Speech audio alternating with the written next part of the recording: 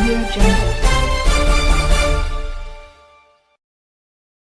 30 जनवरी 1948 को राष्ट्रपिता महात्मा गांधी की हत्या कर दी गई थी। 30 जनवरी 2021 को उनकी हत्या की 78वीं पुण्यतिथि है। पूरे देश के साथ ही आज शुक्रवार को धनबाद में भी राष्ट्रपिता महात्मा गांधी की पुण्यतिथि मनाई जा रही है। इस मौके पर मुख्य समारोह गांधी सेवा सदन में हुआ। यहाँ धनबाद जिला प्रशासन के अधिकारियों और समाज सेवियों और अन्य लोगों ने राष्ट्रपिता महात्मा गांधी की प्रतिमा के सामने खड़े होकर उन्हें नमन किया। महात्मा गांधी के पुण्यतिथि पर गांधी सेवा सदन में धनबाद जिला प्रशासन की तरफ से मुख्य समारोह का आयोजन किया गया था। यहाँ पर गांधी जी की प्रतिमा के सामने खड़े होकर तमाम अधिकारियों एयर अन्य लोगों ने नमन किया। श्रद्धांजलि देते हुए वक्ताओं ने कहा, राष्ट्रपिता महात्मा गांधी हमारे बीच नहीं है, लेकिन उनके विचार हमेशा प्रेरित करते रहेंगे।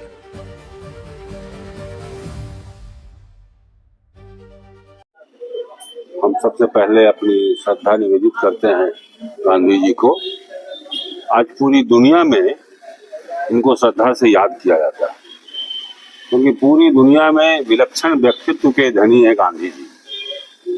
सत्य और अहिंसा के बदौलत इन्होंने 200 साल की अंग्रेजी दास्ता को और इन्होंने उस गुलामी को तोड़ा।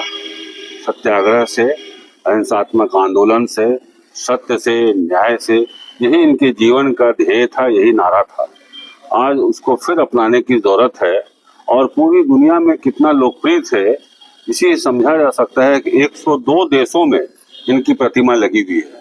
धरती पर कोई ऐसा व्यक्तित्व तो नहीं है जिनका कि इतने देशों में जिनको सम्मान से याद किया जाता हो, एकमात्र गांधी जी हैं।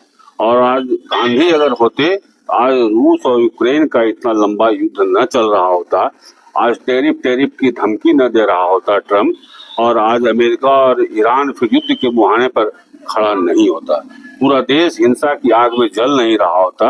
आज लाखों लोग अभी तक मारे जा चुके हैं। आज इस विभीषिका के खिलाफ बोलने के लिए कोई तैयार नहीं है। युद्ध और निरंतर बढ़ता जा रहा है। पता नहीं लगता है कि कब ये तृतीय विश्व युद्ध के हिस्सा में हम लोग बन जाए। ये स्थिति हो गई है।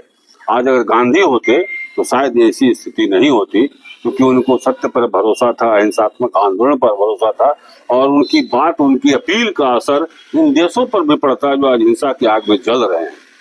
इसलिए आज गांधी की पहले से ज्यादा प्रासंगिकता पड़ गई है। हम अपील करते हैं सबसे, गांधी को जो नहीं समझते हैं, गांधी का क्रिटिसाइज करते हैं और कहते हैं क्या चरखे से आज़ादी मिली, उनको मालूम नहीं है कि चरखा ने क्या गुल खिलाया था। और चरखे के बदौलत ही जो ब्रिटिश साम्राज्य कब्जा कर लिया था यहाँ के व्यापार पर, उद्योग पर, कपड़ा उद्योग पर, उन्होंने चरखे के बदौलत अपील किया। लोग चरखा काटते थे और अपना वस्त्र बनाते थे और पहनते थे। और अमेरिका, जो ब्रिटेन से जो वस्त्र आता था यहाँ इंपोर्ट होकर के, पूरी तरह से उन्होंने जीरो लेवल पर खड़ा कर दिया था। ये चरखे की ताकत थी और हर लोगों को आर्थिक स्वावलंबन भी मिला चरखा के माध्यम से। आजीविका का साधन हो गया था चरखा। इसलिए नासमझी के कारण वो कहते हैं क्या चरखे से आज़ादी मिली थी। चरखे से बहुत बड़ी आर्थिक आज़ादी मिली थी।